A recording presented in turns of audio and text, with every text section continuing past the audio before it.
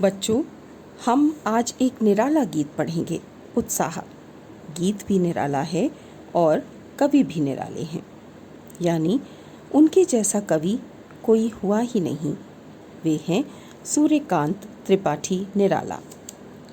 बच्चों, हिंदी साहित्य में यूँ तो बड़े बड़े मनीषी, विद्वान एवं युग पुरोधा हुए, लेकिन अपने लिखे को जीने वाला और अपने जिए हुए को सार्थक करने वाला जीवट संकल्प का धनी कवि एक ही हुआ। वे हैं सूर्यकांत त्रिपाठी निराला।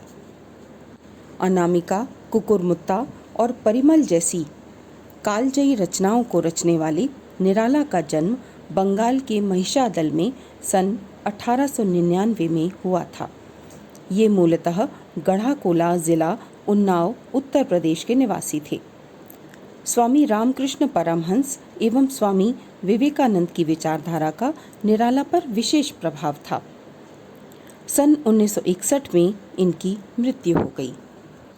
छायावाद की सूक्ष्म अनुभूतियों से अपनी लेखन यात्रा आरंभ करने वाले निराला की लेखनी जब गरीब, बेसहारा, मजदूरों एवं किसानों की वाणी बन गई तो रची गई कविता उत्साह, जो वीरता एवं ओज से लबालब तो है ही, साथ ही इसके माध्यम से निराला ने बादलों की एक नई परिभाषा गढ़ी। यहाँ बादल मात्र जल वर्षा करने का संदेश नहीं देते, बल्कि घनघोर गर्जना करके क्रांति का प्रतीक बनकर परिवर्तन का संदेशा भी लाते हैं। तो आइए हम भी बादलों का आह्वान करते हैं और उसकी जल वर्षा से स्वयं को भिगोते हैं और परिवर्तन के लिए जीवन को, समाज को, अपने आसपास के परिवेश को तैयार करते हैं।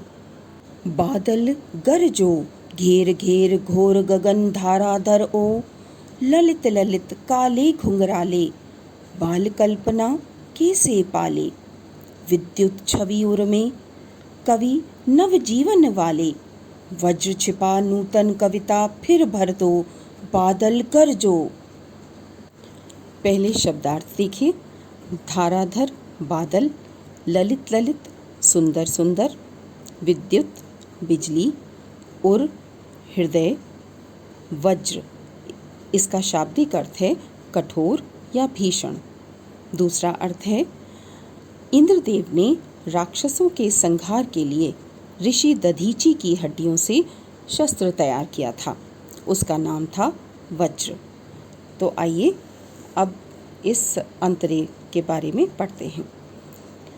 बादलों को संबोधित करते हुए कवि निराला कहते हैं कि हे बादल, तुम आओ और आकर घनघोर गर्जना करो, आसमान को चारों ओर से घेर कर भीषण गर्जना करो।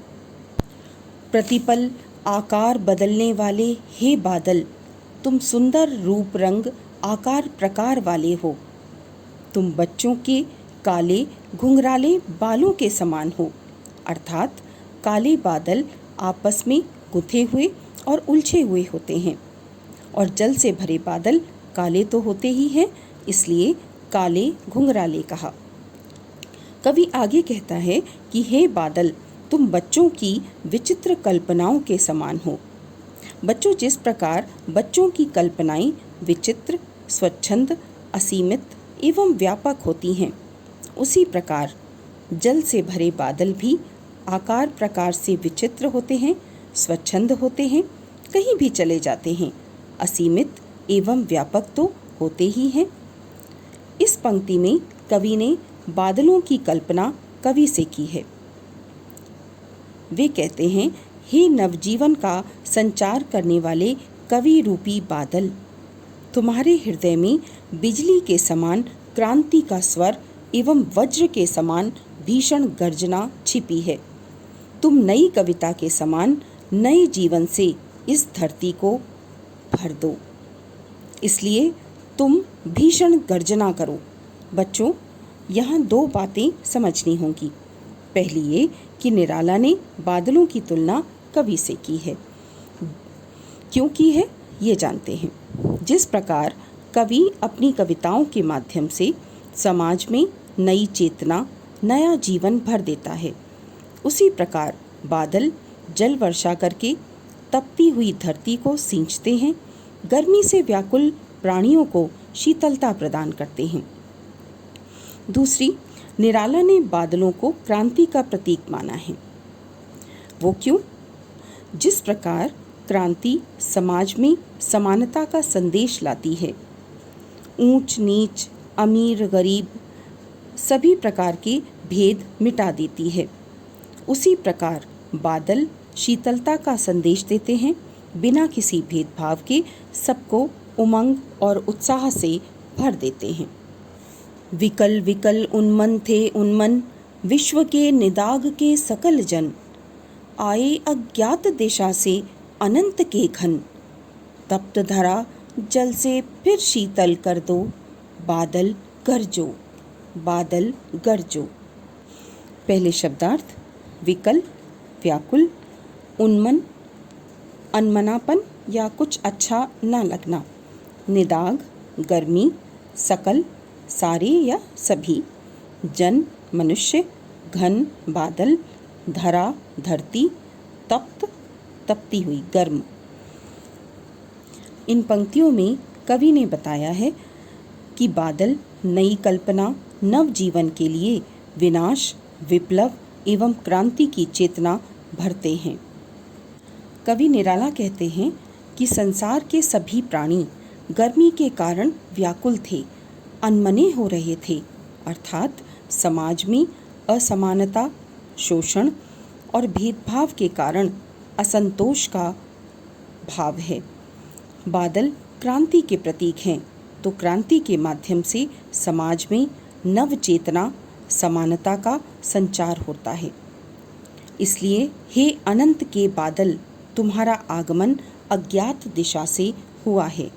समूची धरती भीषण गर्मी से तप रही है, प्राणी व्याकुल हो रहे हैं, तुम जल वर्षा करके शीतलता प्रदान करो।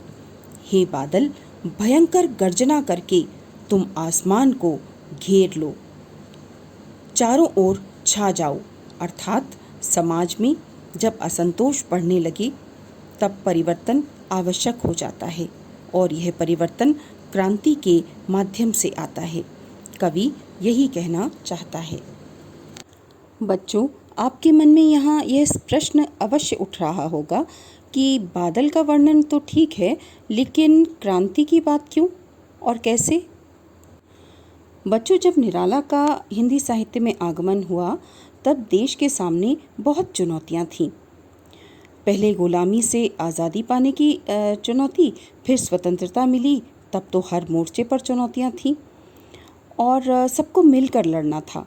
निराला मात्र बादलों की सुंदरता का वर्णन करके अपना कर्तव्य नहीं निभाना चाहते थे, बल्कि वे चाहते थे कि समाज में जहाँ से जिस ओर से भी बदलाव आ सके उसे आना चाहिए।